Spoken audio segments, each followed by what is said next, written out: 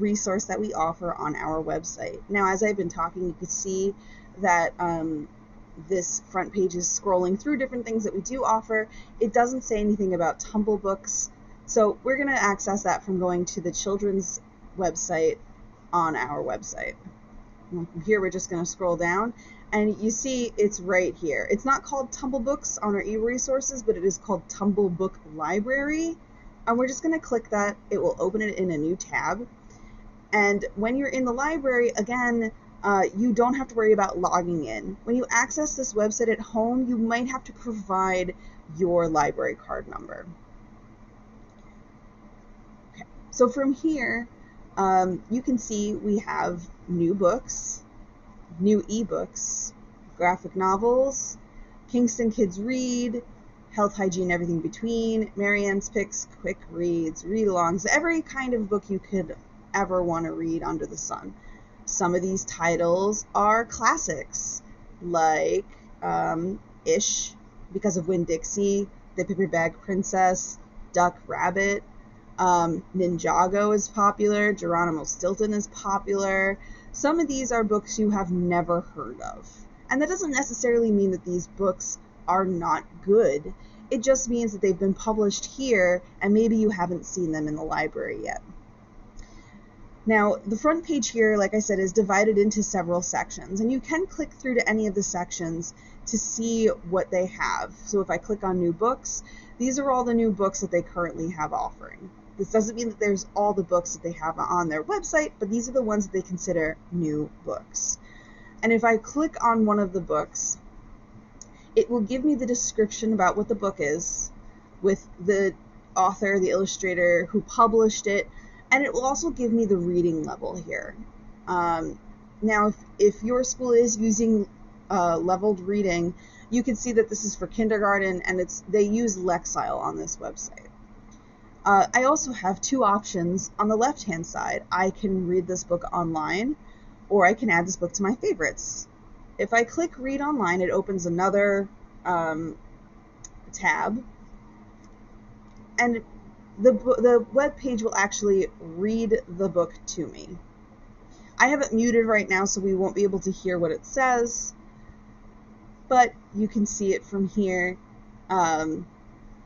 It goes through the whole book. And it's actually fun because it's animated, which you don't get from like a normal print book. And you can even skip ahead. I don't want to listen to this, whatever. Or you can go back if it was too fast and you want to read it again. We can even pause it and go through the book on our own without the animations. Now, it's on auto. I kind of stopped it and went to manual. You can also use these controls on the left-hand side to control how it goes. Right now we have help off, but if we turn help on, it will help us with the book, which is kind of great. Volume on, volume off. Obviously, that's self-explanatory. And we can click here to close this thing, which brings us back to the home page. Now, let's say I go back to I Wish You More, and we really enjoyed this book, so we're going to click Add to Favorites. Now, how do I find that again? Well, up here at the top, we have a bunch of tabs. Obviously, Home brings us back to where we were before. Index has a list of all of the books that the website has to offer, but I did find going through this to be a little bit confusing, so I don't really recommend going from the index. Favorites is where we saved our book. Playlist actually has a bunch of songs and books that you can add to this, so you can play them all in a row. So let's say, oh, I have to do 30 minutes of reading. All right, I'll add 30 minutes worth of books to this playlist and let it play for me. There's also a very important tab up here called How to Tumble.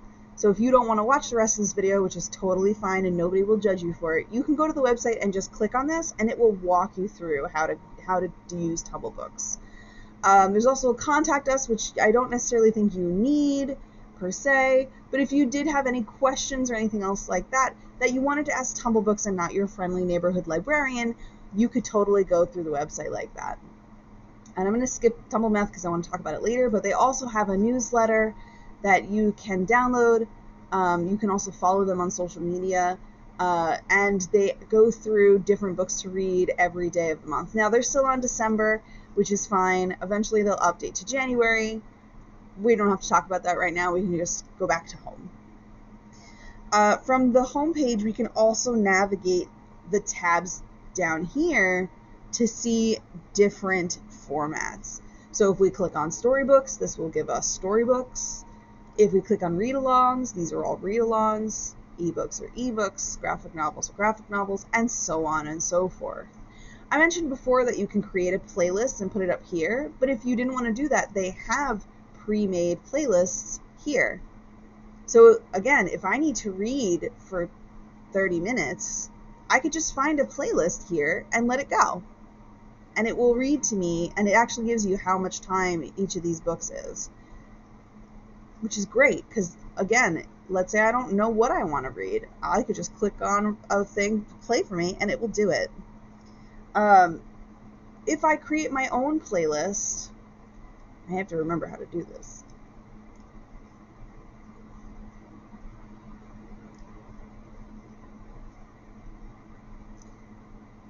I think you have to find a book that's animated.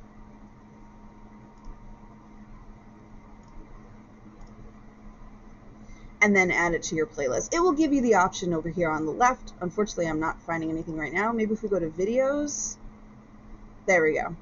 Add to playlist. So we'll click add to playlist. It's been added successfully, and from our playlist, it shows up here. And if I want to play my playlist, I have to open the Tumblebook player, and it shows up right here. There you go. And it works kind of like watching the book from before. You can pause it, you can skip ahead, just look at the crocodiles. You can do previous book and next book down here on the bottom left, or you can delete the book, and it gets rid of it from the TumblePad.